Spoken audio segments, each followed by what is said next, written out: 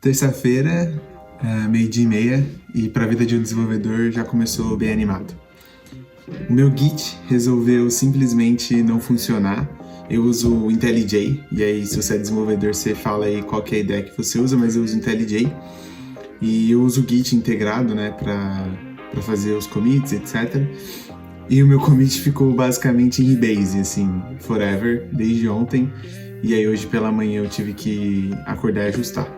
Bom, comenta aí se você já teve esse problema. É um problema que é a primeira vez que eu tenho. Eu já tive outros problemas com o Git, de você dar um stash e você perder para sempre o conteúdo do seu commit. Mas foi uma situação engraçada, eu não conseguia mudar de checkout, eu não conseguia fazer nada, né? E é engraçado você parar para pensar que uma ferramenta tão avançada como o Git foi criada há tanto tempo e ajuda muito a vida de vários desenvolvedores. Aqui na empresa onde eu trabalho, a galera usava o SVN, o Tortoise, nunca trabalhei com isso, mas conheço gente que já trabalhou e dizem que era um pesadelo. O Git até que lida bem com algumas questões, mas eu fico pensando sobre o futuro das ferramentas de versionamento, sabe? Vai existir, se existe espaço para avançar nas ferramentas de versionamento de código e como que isso poderia ser feito. Porque pelo pouco que eu conheço de Git, eu já acho uma ferramenta bastante avançada e eu acho que ela resolve bastante problemas assim que as pessoas tinham no passado, os desenvolvedores tinham no passado e eu nem preciso pensar neles, né? Comecei a desenvolver em 2016. Nessa época eu nem usava versionamento de código, nem sabia o que era isso. Estava no ensino médio ainda. Comecei a usar versionamento de código em 2018, mais ou menos, quando eu comecei a trabalhar no mercado e aí eu descobri que a gente tinha que ter repositórios para código.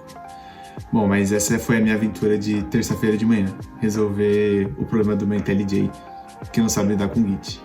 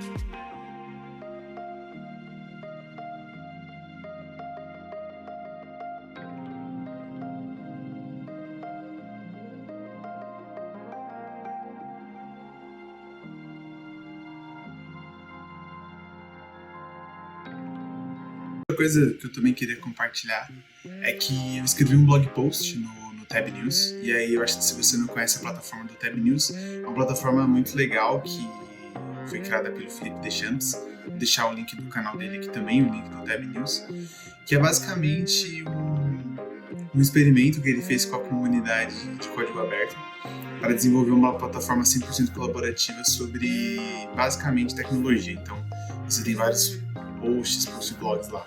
É bem inspirado no Hacker News, e o Hacker News é um site da gringa também, se você não conhece, vou deixar o link aqui para você dar uma olhada. Basicamente, eu escrevi lá sobre um blog post sobre interfaces, tá? E aí, eu escrevi de uma maneira bem, assim, de como eu entendo as interfaces, de como eu gostaria que isso me fosse explicado quando eu estava aprendendo sobre esse mundo de interfaces e como que a gente utiliza elas. Mas eu vou dar um resumo aqui para vocês do blog post. E basicamente eu estou fazendo uma migração de uma aplicação MVC Spring Boot bem simples, só que uma aplicação simples, mas um pouco grande, para uma arquitetura limpa, né? Então, estou focado nisso aí nos últimos dias nesse projeto. E um dos principais pontos que a arquitetura limpa prega é o desacoplamento, né? O tal do desacoplamento.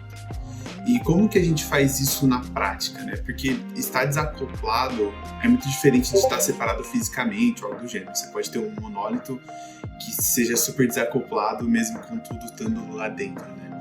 E o principal recurso que é utilizado e aí eu fui descobrindo isso ao longo do tempo, são as interfaces. E as interfaces, elas servem basicamente para você poder criar como se fossem contratos, né? O exemplo mais claro que todo mundo usa é contratos, mas imagina que você tem uma service e você precisa consumir uma outra service, né? Ou consumir uma ação de banco de dados.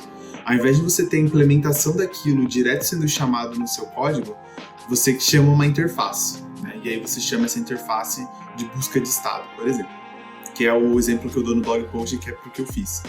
E aí existem vários serviços de busca de estado usando CEP, usando país e por aí vai. Então eu fiz uma busca de estado usando países como exemplo. E aí eu criei uma interface, e essa interface é onde eu chamo nas minhas classes. Então eu sempre chamo a interface de busca de estado. Por quê? Porque eu não quero que o meu código esteja dependente dessa implementação que eu vou fazer. Então o que eu faço? Eu crio uma classe chamada busca de estado implementação, e aí eu dou um nome específico. Por exemplo, eu usei um serviço chamado Zip Code Base. É um serviço muito bacana, é grátis até 5.000 requisições. E basicamente você consegue buscar por CEP, países e cidades de qualquer lugar do mundo, assim, é uma base bem grande. E eu criei uma implementação para isso, então eu criei um Cert State Zip Code Base class que implementa essa busca para o Zip Code Base. O Spring Boot, ele tem ali um container de injeção de dependência que funciona de maneira nativa. Então eu simplesmente fiz a anotação na minha implementação e digo que ela implementa a minha interface de busca de estado. E aí eu tenho os mesmos métodos ali.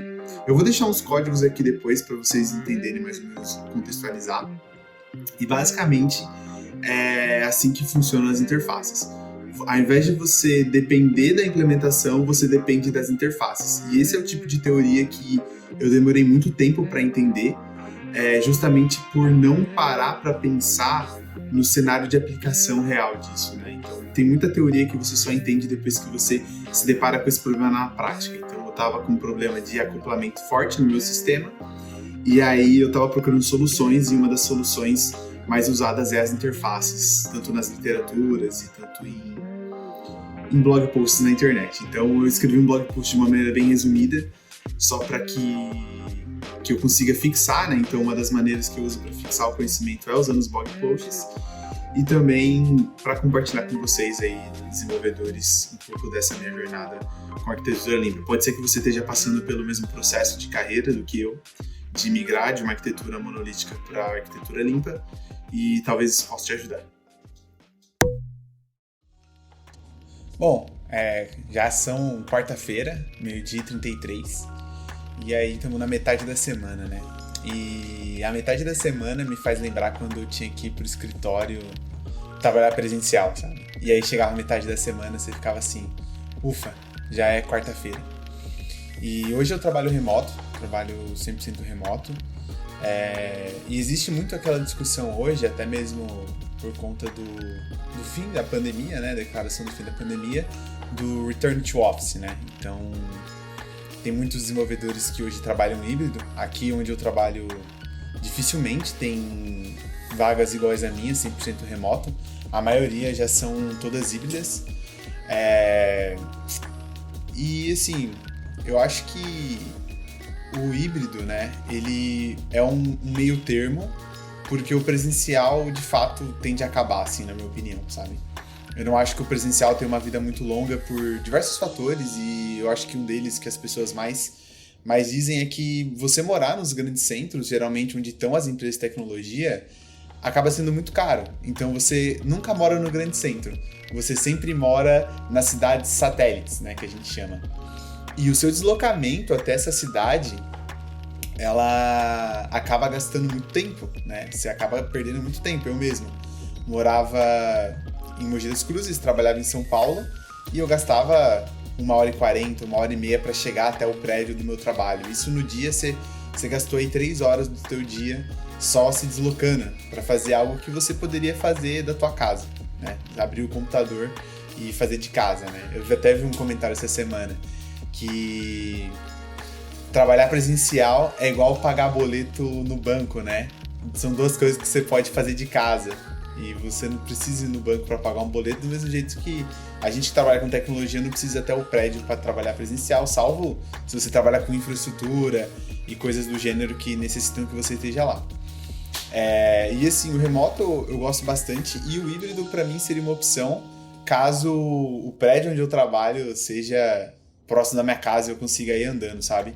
Porque esse fator para mim é um fator que é muito importante. Esse tempo de deslocamento é um tempo que eu consegui utilizar para começar a fazer academia, para começar a produzir vídeos. Então, talvez é algo que eu não abra mão e que para mim é levado em consideração na hora de ver um trabalho. Mas aí eu queria saber a sua opinião. O que você acha sobre híbrido, sobre presencial, sobre o remoto? Quais são os benefícios e os malefícios? Na minha opinião, tem mais benefícios do que malefícios. E um dos malefícios que eu enxergo é a falta de contato com os seus parceiros de time, mas acho que a gente pode resolver isso facilmente com encontros quinzenais ou encontros mensais no escritório, que já dá para você olhar para todo mundo, beleza, a gente se vê daqui 15 dias, e aí sem essa necessidade de estar todo dia. Mas e aí? O que vocês pensam sobre isso?